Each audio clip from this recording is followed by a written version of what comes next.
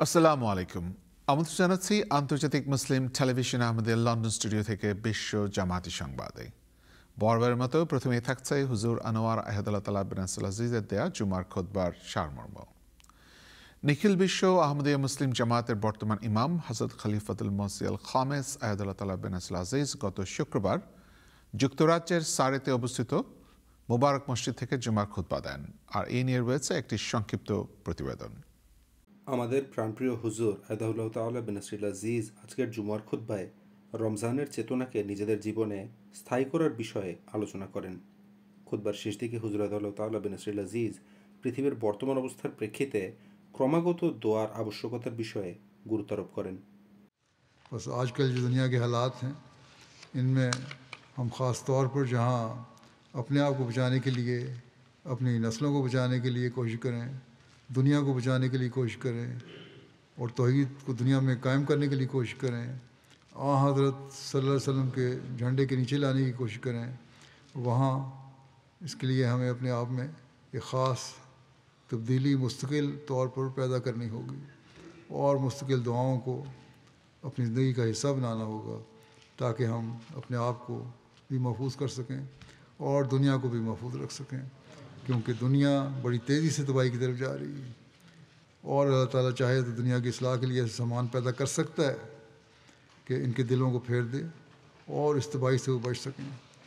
और तबाही आनी भी है तो अल्लाह ताला फिर मोमिनों को, ईमान वालों को इससे बचाए। और इसके बचने के लिए ज़रूरी है कि हम अपने अमाल इस नहज पर ढालें, इस तरह अदा करें कि अल्लाह ताला का फ़ज़ल हम पर हमेशा रहे। खुदा करे कि हम इस बात का हकीकी इदराक भी हासिल करने वाले हों कि किस तरह हमने अपनी बातों को ज़िंदा रखना है, किस तरह हमने अल्लाह ताला से ताल्लुक़ पैदा करना है, किस तरह हमने तक़वा पर चलना है, किस तरह हमने आला अखलाक दिखाने हैं, किस तरह हमने तौहीद को दुनिया में कायम करना है और किस तरह हमने दुनिया को तबाही से बचाना है, किस तरह अपने आप को दुनिया की तबाही और हमलों से बचाना है। और जब ये चीज़ें होंगी और ये हमारे अंदर एहसास पैदा होगा तो फिर ही हम हज़रत मसीह अलैहिस्सलाम की बैत का हक़ भी अदा करने वाले होंगे। खुदा करे कि हम ये बैत का हक़ अदा करने वाले हों और ये रमज़ान हमारे लिए बरकतों का बायस बनने वाला हो, हमें अपनी रहमतों और फजलों से बरक़ात से नवाजे और हमारे रमज़ान के आने वाले आइंदा दिन और पूरे साल और अगले रमज़ान तक हम अल्लाह ताला की इबादत का हक़ अदा करने वाले हों, उसके बंदों का भी हक़ अदा करने वाले हों।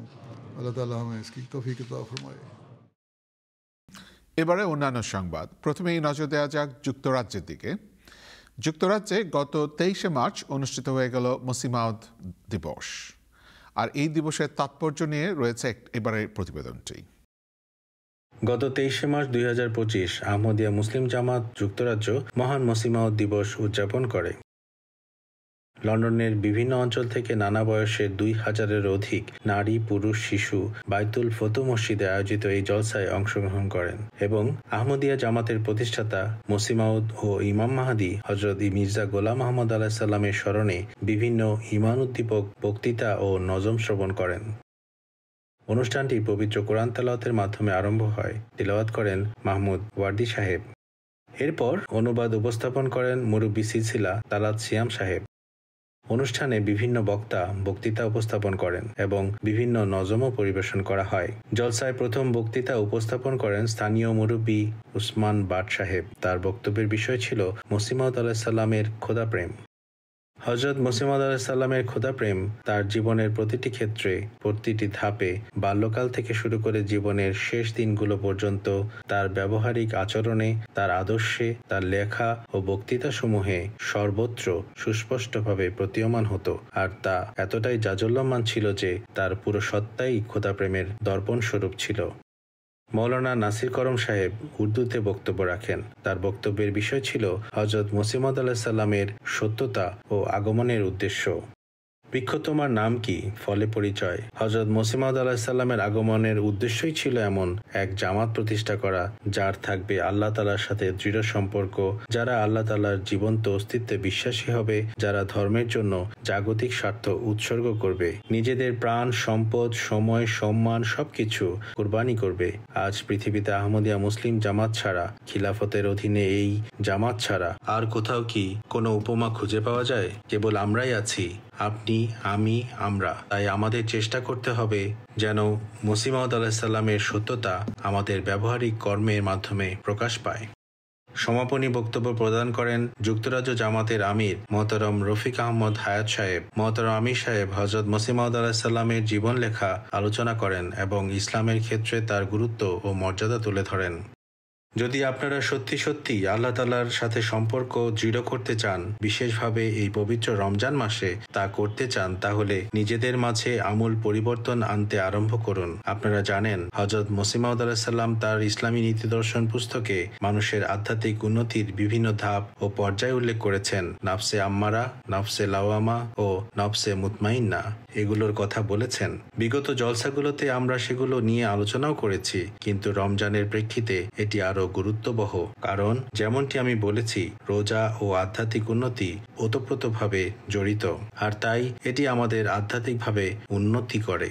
মসিহ মাউদ আলাইহিসসালাম বলেছেন, শুধুমাত্র অভুক্ত ও পিপাসার্ত থাকাই রোজা নয়। এর ফলে তো কিছুই অর্জিত হয় না যতক্ষণ না আমাদের মাঝে আধ্যাত্মিক পরিবর্তন সাধিত হয়। হযরত আমিরুল মুমিনিন আয়াদাল্লাহু তাআলা বিন নাসরুল আজিজ এই বিষয়টি আরও বিস্তারিত ব্যাখ্যা করেছেন। তিনি বলেছেন, রমজানে আমরা যা কিছু অর্জন করি তার উপর যেন আমরা প্রতিষ্ঠিত থাকি এবং তা যেন আমাদের জীবনের স্থায়ী অংশে পরিণত হয়।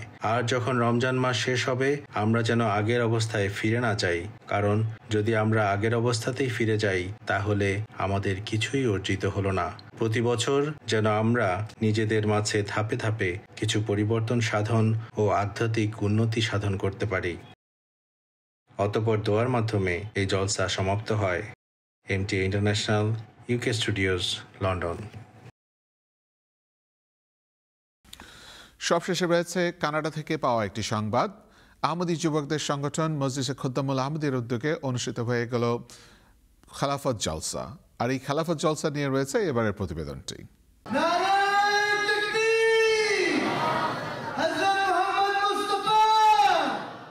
কানাডার বাইতুল ইসলাম মসজিদ কমপ্লেক্সের আইওয়ানে তাহের ভবনে মজলিস খুদ্দামুল আহমদিয়া কানাডা জাতীয় খিলাফত জলসা আয়োজন করে, যেখানে সারা দেশ থেকে ৩,০০০-এর অধিক খুদ্দাম অংশ নেয়।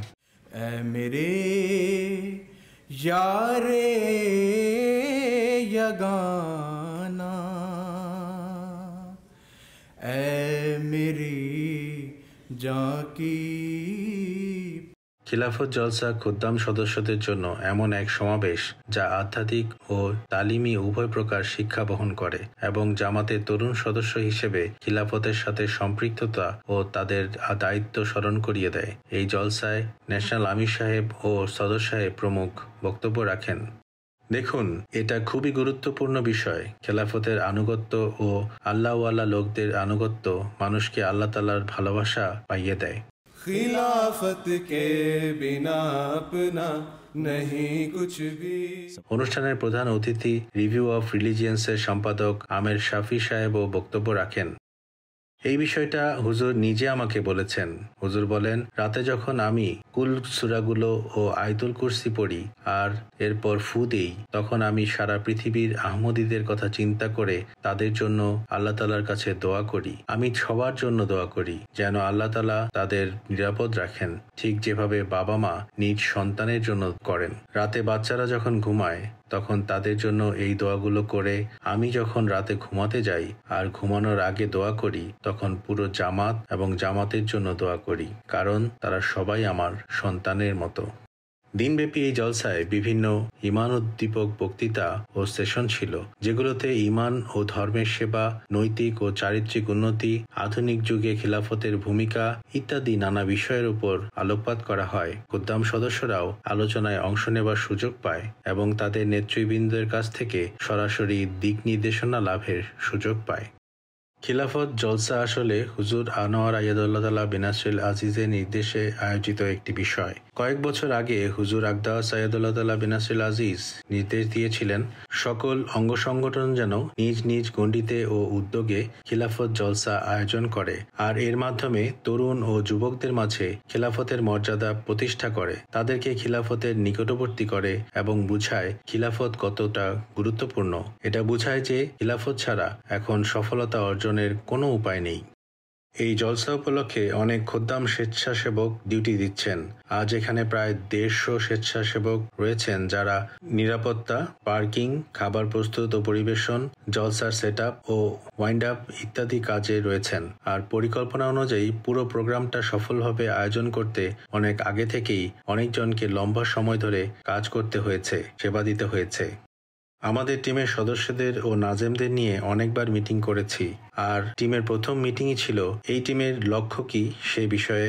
আমাদের লক্ষ্য ছিল জলসার হল এবং বাইতুল ইসলাম মসজিদ পুরোটা জুড়ে শব্দ যেন নিরবিচ্ছিন্ন ও সুন্দরভাবে শোনা যায়। সেই সাথে জলসার কার্যক্রম যেটা আমরা সম্প্রচার করেছি সেখানেও 3টি পৃথক ভাষা লাইভ স্ট্রিমিং হয়েছে, সেইগুলোও যেন সুচারুরূপে হয়। খিলাফত জলসা যখন সমাপ্ত হয়েছে তখন ভবনে অবস্থিত আইওয়ানে তাহের হলে সমবেত সবার মাঝে ঐক্য ও প্রেরণার এক নতুন চেতনা উদ্দীপ্ত হয়েছে এবং এই জলসা খিলাফতের ছায়াতলে ঐক্যবদ্ধ হবার এক নতুন স্পৃহা সবার মাঝে সঞ্চার করেছে। MTA news, Canada.